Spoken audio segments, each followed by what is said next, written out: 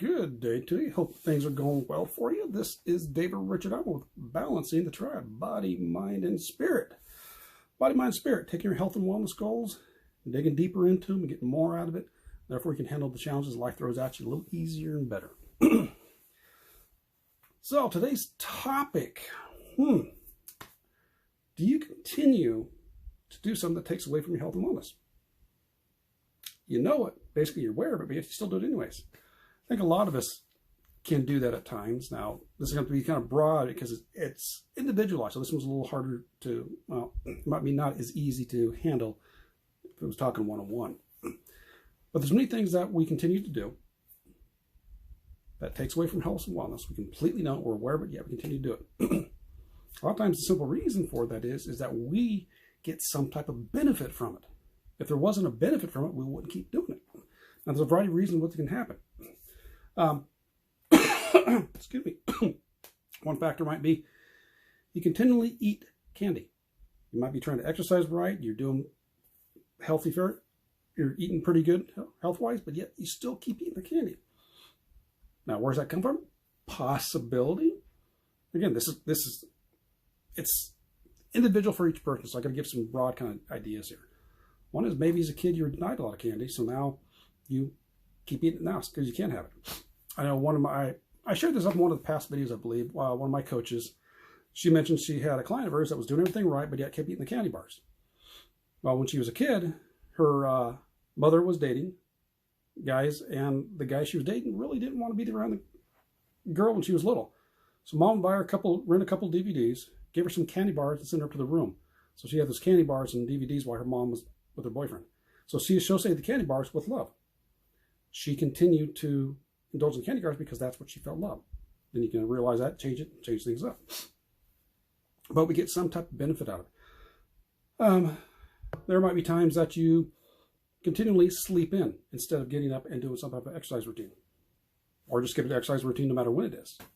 Part of that may be is because starting an exercise routine is a little harder than just sleeping in and doing nothing. You get the benefit of doing nothing. Perhaps you got a project you're trying to work on. Whether it's at work, whether it's home, whether it's going to be for business, for pleasure, whatever it is, you continually keep putting it off and putting it off and putting it off. You find something else to fill the time. Now, the time could actually be productive time doing it, busy time, or just plain as stalling, procrastination. What do you get from denying it? You might get the benefit of not having to put in the work to get it done. You get the benefit of, because you don't know how things are going to turn out, not worrying about it. You stay in your comfort zone and not deal with it. I hope you kind of get some ideas. There are some areas where, if you continue doing an activity that you know is not really good for you, somewhere inside you, and probably in your head, you are getting a benefit out of, which is the reason you continue to do it. Okay? So if you figure that out, what do you do about it? Well, you're going to have to figure out what the benefit of actually doing the activity is. Excuse me. So if it's sleeping in versus exercise. Sleeping in, it's easier to do. You get comfort. It's nice, warm in bed. Exercise is hard. It's difficult. Got to get up. You're going to have to sweat it. Going to have to put some sweat effort into it. Okay, that's what you're doing. Well, what's going to result? Sleeping in, you continue to stay where you're at. You might continue to put on your weight. Continue to not fit in your clothes. Continue to have low energy. Continue to have difficulty sleeping. Start exercising. You start losing inches. You start losing some weight. You start getting, clothes start fitting better. You start getting more energy. You sleep better. Life's a little easier. That's one of the things you have to do for yourself, is you got to tell yourself sorry, I just realized how inflexible my hands have gotten in that position. Yeah. I get distracted on these videos. But that's part of the contrast. You got to figure out what are the consequences, benefits of staying where you're at versus the consequences, benefits of making the change. And only you can decide that. You can decide if it's more important for you to get the results of what you're heading towards or staying where you're at. So that's a simplified term, simple aspect of just realizing what happens a lot of times if we continue to do activities that we know is basically it's not good for us. Whether even if it's something like even smoking. It might be, quote unquote, stress release. So I don't smoke, I've never done it, but you can only read it. You got stress release. It's a coping mechanism versus simply finding another coping mechanism. Simply finding another one.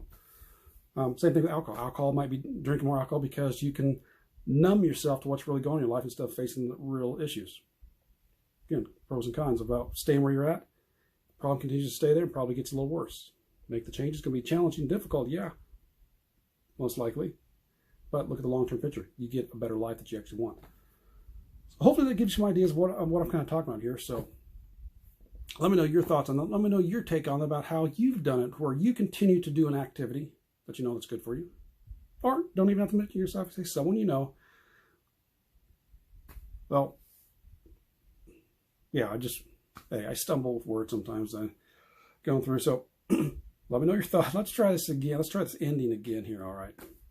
Let me know your thoughts on that. If you or yourself, you don't have to name which one it is, what type of activities have you seen and become aware of where someone continues to do it even though they know it's not of a benefit to them? Even though they say they want to do something else, but they don't do it. And also, if you've been in a situation like that or someone else, what have they done to get out of it? All right, so let me know your thoughts on all that. Take care, enjoy the rest of your day, and we'll catch you next time. Bouncing to you. Bye-bye.